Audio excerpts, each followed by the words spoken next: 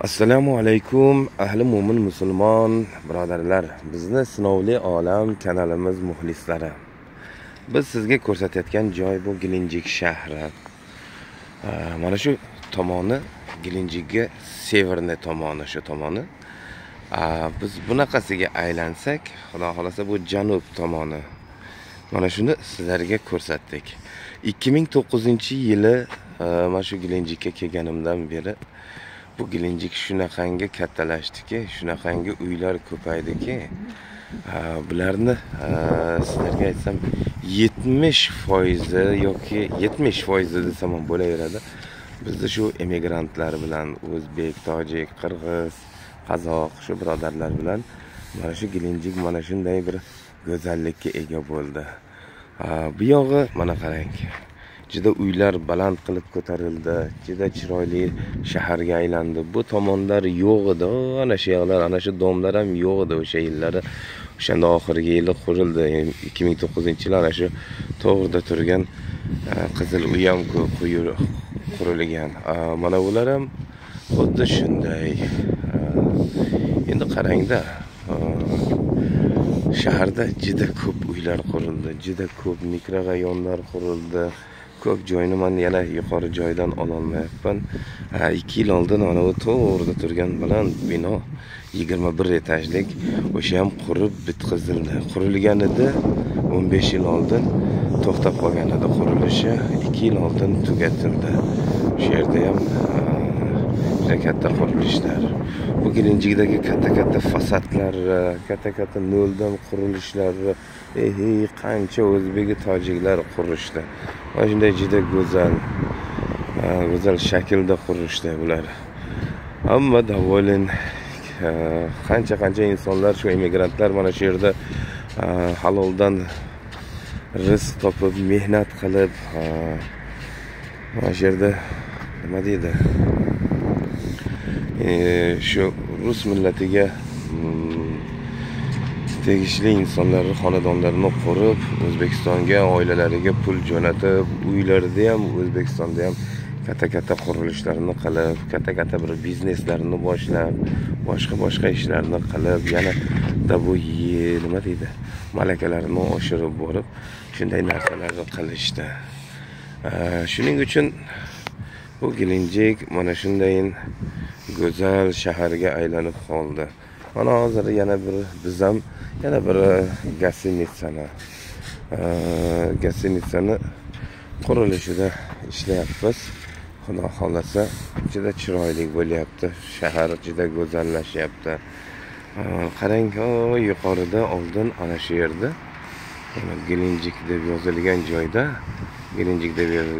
megafon degan yozuv bo'lardi. Bu stolbiklar nima, toqqa chiqib ketgan palasa qanday palasa deydiganlar uchun, bilmaydiganlarga bu yer Kanatniy doroga Olimp. Mana bu krest ham shu yerga qurildi 3-4 yil oldin.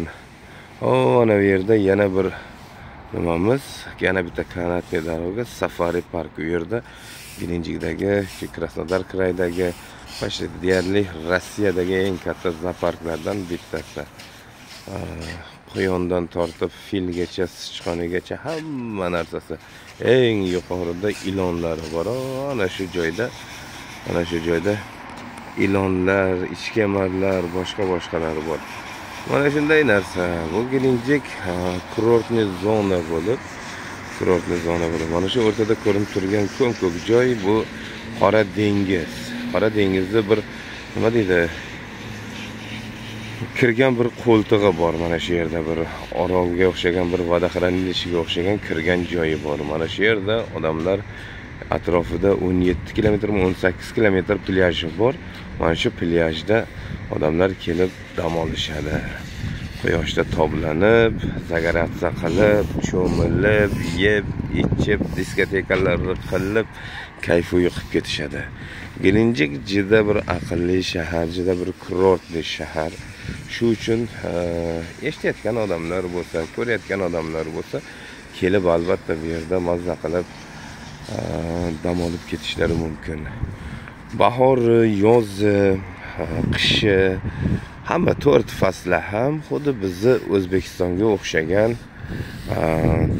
fasldir. Bahori o'z bahorida.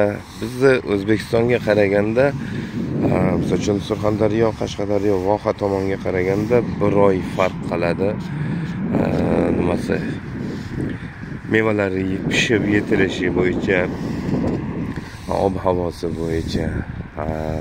Bu yerda ham 40 gradus, 42 gradusga, 50 gradusgacha ham yetgan kunlari bo'lgan issiqliklar. Endi vallohi alam, Alloh bilguchi. Mana shunday chiroyli nimada biz Gelenjikka bir tochkasida turib, Pashta Central tochkasida turib, shu videochalarni qilib ketyapmiz.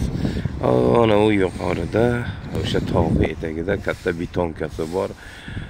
Butun dunyoni ulab turadigan betonka, u M4 katta trassasi bor.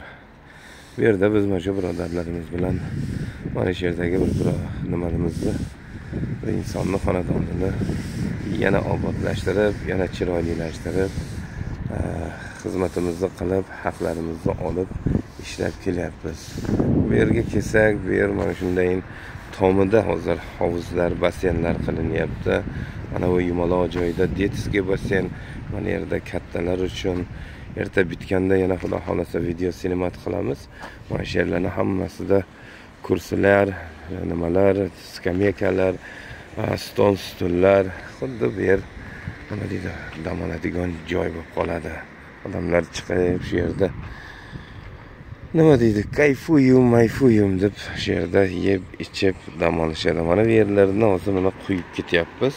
Bu yerlarni parapet deydi, shu parapetlarni quyib ketyapmiz. Xudo xolasa hammasi zo'r. Kelinglar, dam olinglar. Xudo xolasa yaxshi bo'ladi inshaalloh. Boringlarga shukr. Sinovli olam kanaliga albatta obuna bo'lishligi esdan chiqarmanglar. Hamisha sizlarga yaxshiliklarni ravo ko'radigan kanal bu. Bu Sinovli olam kanali admini men Isroil Kamolovman.